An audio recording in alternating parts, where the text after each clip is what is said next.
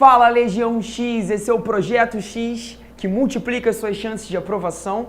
Meu nome é Gabriel Feitosa, sou professor de História. Estamos iniciando a temporada 2015 do meu programa favorito aqui da rede, que é o Parabanks. O Parabanks, né, galera, fez um grande sucesso em 2014. Nós iniciamos aí em 2013 com alguns conteúdos relacionados a esse programa também. Estamos aqui dando continuidade a ele, iniciando a grande temporada, para que a gente possa entender, na verdade, quais são os eventos que realizam um aniversário redondo, né, chamadas efemérides, no ano de 2015.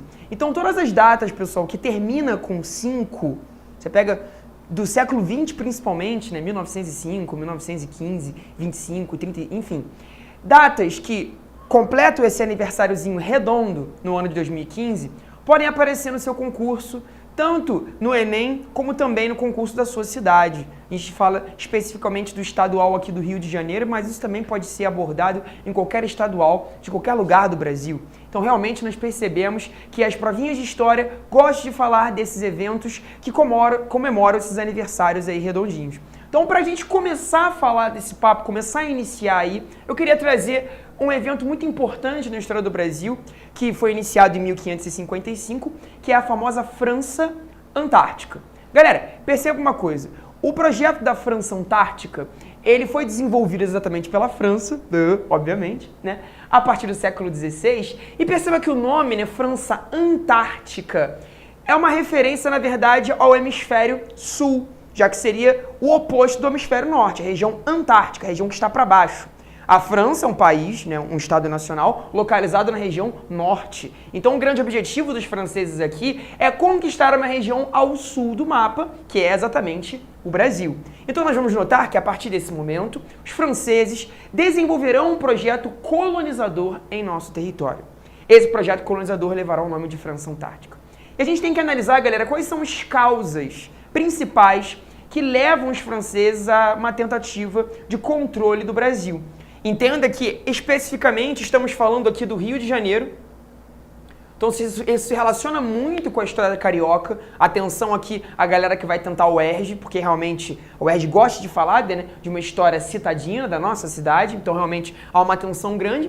E a gente percebe que o francês ele tem alguns interesses. Tá? Vamos entender primeiro o que está acontecendo na França nesse contexto, galera. A França está passando pela formação do seu Estado Nacional. Entenda que estamos iniciando a Era Moderna, tá ok? Estamos iniciando a modernidade. As principais potências europeias ainda estão desenvolvendo seus projetos monárquicos. Portugal, Espanha, França, Inglaterra, Holanda e por aí vai. Os Estados Nacionais modernos.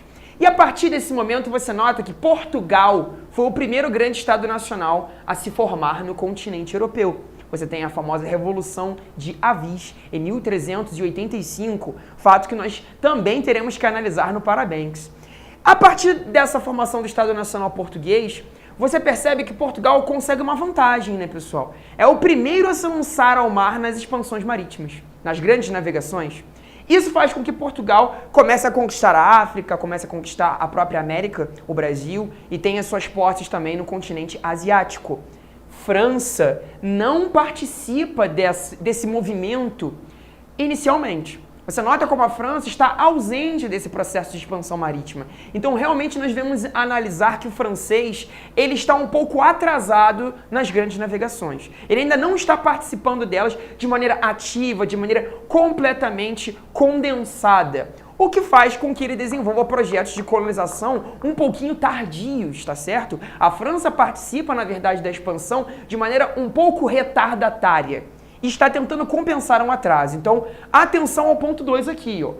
Motivos básicos, compensar atraso na expansão marítima. Isso é obviamente o interesse dos navegadores, principalmente Durand de Villegagnon, que é o navegador-chefe, um dos líderes desse projeto, que vai tentar aqui alcançar as terras cariocas.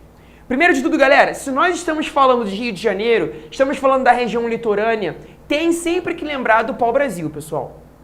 Aqui estamos no ciclo ainda do pau-brasil, século XVI, tá certo? Ciclo esse que vai perdurar até mais ou menos 1580.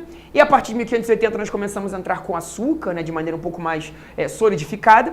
E, gente, é óbvio que o francês quer fazer parte desse comércio. O pau-brasil é um gênero muito importante para a confecção de tintas para tecidos. E você sabe que o tecido, gente, a indústria têxtil, a manufatura têxtil, utilizando principalmente as mãos para fabricar os tecidos nessa época, é uma das principais da Europa, liderada aí pela Inglaterra daqui a pouco. Então, realmente, notaremos uma importância muito grande à necessidade de tingir tecidos, e o pau-brasil é um gênero importantíssimo, de grande ordem nessa questão. Agora, dando continuidade, galera, é óbvio que os franceses, tentando colonizar ilhas no nosso litoral carioca, você começa ali a desenvolver algumas tentativas de ocupação de ilhas, você nota que eles querem ocupar o Atlântico. O Atlântico, gente, é o principal eixo econômico do século XVI e vai durar, na verdade, quase todo o período moderno. Você nota como é um oceano que tem um eixo completamente controlado por Portugal. Portugal tem a sua costa leste, a sua costa oeste completamente fechada, porque ele tem a África de um lado e o Brasil do outro. Isso mostra como o eixo África-Brasil, África-América, tem um monopólio português, quase que exclusivamente. A Inglaterra também vai participar um pouquinho desse comércio, a Espanha em alguns momentos também. Você nota como Portugal tem muita força nesse momento. Então, de fato, galera, para a França é importante controlar territórios que deem acesso à navegação no Atlântico. Além disso, nós percebemos que há um teor religioso. Tem sempre que ficar atento à questão religiosa, pois estamos passando por reformas protestantes no continente europeu. O luteranismo, o calvinismo, o anglicanismo, o anabatismo e por aí vai. Esses homens e mulheres que tentam invadir o Rio de Janeiro em 1555 são, na sua grande maioria, calvinistas, que no caso da França, nós podemos chamar de huguenotes. Nomezinho um pouco difícil, mas que vale a pena relembrar na hora da prova, galera, porque há um teor protestante nas invasões francesas no Rio de Janeiro. Não é à toa que Portugal vai ter que se utilizar da sua fé católica para expulsar esses piratas invasores. Então, a característica protestante está presente nessa colonização. Então, pessoal, já que a gente percebeu os motivos básicos da invasão francesa na região do Rio de Janeiro, entendemos aí quais são as causas principais, a gente vai perceber agora como se deu esse processo de colonização, como a França Antártica foi se desenvolvendo de 1555 até basicamente 1560. Perceba uma coisa, estamos olhando aqui, galera, para Durand de Villegagnon, grande navegador francês que inicia esse projeto conquistando determinadas ilhas na região carioca. Uma delas você conhece hoje como Ilha do Governador e a outra como Ilha de Villegagnon. De fato, naquele contexto, há uma aproximação do navegador Villegagnon com os índios tamoios, que residiam na região da Ilha do Governador, naquela época chamada de Ilha de Paranapuã, ou Ilha Bela.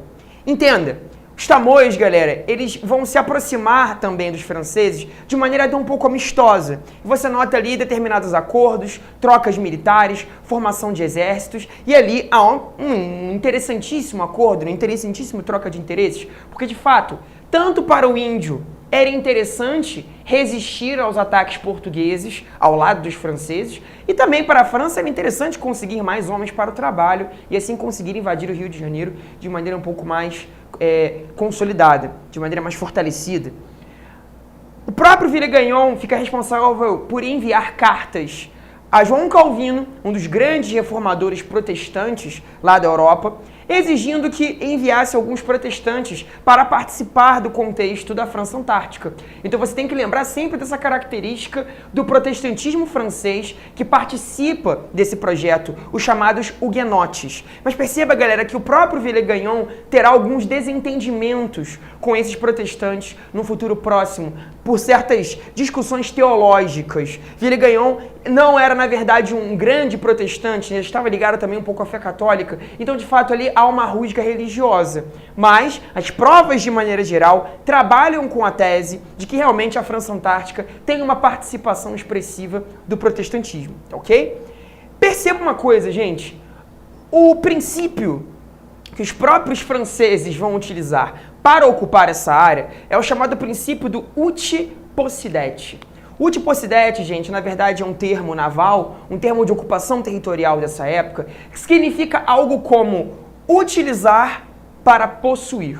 A tradução mais fácil de se lembrar basicamente é essa. Ou seja, se eu utilizo o território para algum fim econômico, se eu estou utilizando aquela terra de alguma forma, com algum plantio, com gado, com casas, com vilas, formando uma cidade, um centro administrativo, então esse território me possui. Na verdade, o contrário, né? Esse território me pertence. Eu possuo esse território.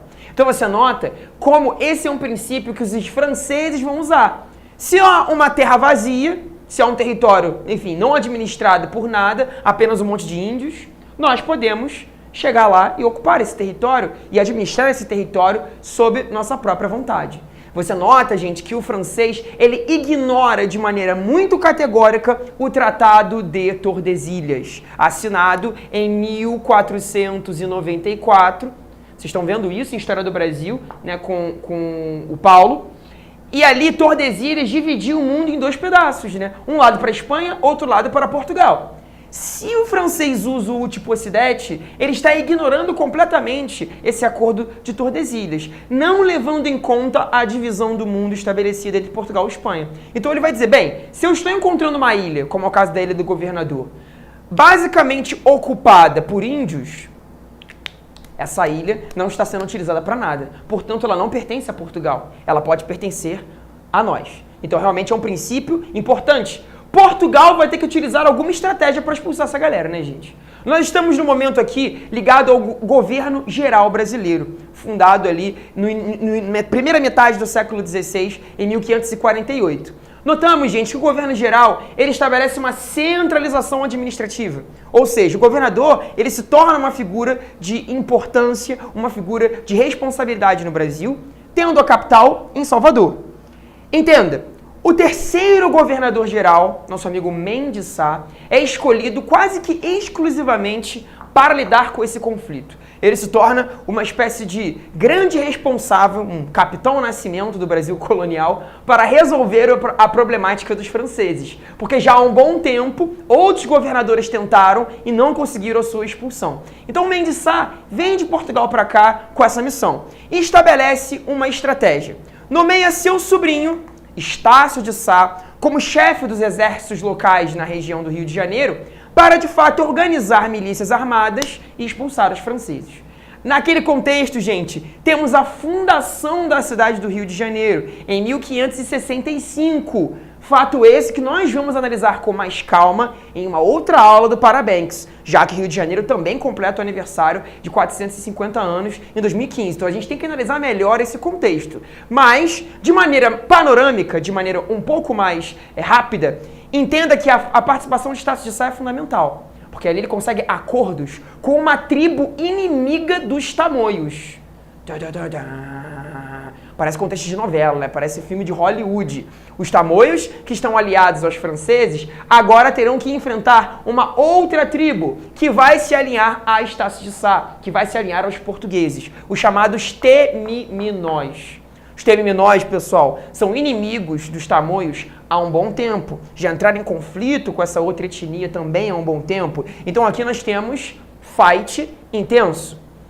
O grande líder dos Temiminós nesse contexto é um camarada chamado Araribóia, índiozinho que vai entrar em acordo com o Estácio de Sá, liderando suas tropas indígenas ao lado dos portugueses contra Villegaignon e seus tamoios. É aí que esse contexto, gente, exatamente mostra a vitória portuguesa sobre os próprios tamoios e sobre Villegaignon, expulsando-os definitivamente. Como recompensa, Araribóia teria recebido terras do outro lado da Baía de Guanabara, numa região que nós conhecemos hoje como Niterói. O Araribóia, gente, inclusive tem uma estatuazinha lá no início de Niterói. Você, vestibulando que estiver estudando na UF, na Universidade Federal Fluminense, no ano que vem, vai passar pelo Araribóia todos os dias para chegar lá ao campus da UF. Porque Araribóia tem uma importância muito grande, não é, gente? É ele que recebe terras dos portugueses após a expulsão da França e consegue o início da colonização de Niterói. Toda a região de Icaraí, toda a orla de Niterói, de fato, pertencerá a Araribóia nesse contexto e aos seus Temiminós, seus súditos, por assim dizer.